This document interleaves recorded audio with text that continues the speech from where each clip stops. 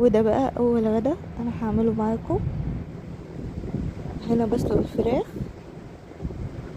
وهعمل هنا ملوخيه ناشفه. احنا الحاجات دي عملناها مع بعض، بس انا حبيت اشارك معاكم اول غدا عملته لما رجعت.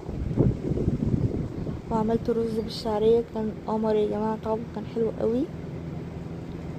الفراخ هنا استوت، وهنا بعمل فاصوليا خضراء، انا بحبها قوي. قولوا لي انتوا بتحبوها ولا لا. وهنا الشوربه بتاعه الملوخيه جاهزه، ده شكل الاكل. انا زودت الكميات شويه عشان معايا بيبي وكده، قلت ارتاح لي يومين. وبس يا جماعه، احنا بناكل اكل تاني يوم عادي الحمد لله. لو عجبكم الفيديو متنسوش بقى اللايك والشير والاشتراك في القناه، ونتقابل ان شاء الله في فيديو جديد ووصفه جديده. مع السلامه، ومتنسوش تفعلوا زر الجرس عشان يوصل لكم كل جديد. نتقابل فيديو جديد ووصفه جديده باذن الله. مع السلامه.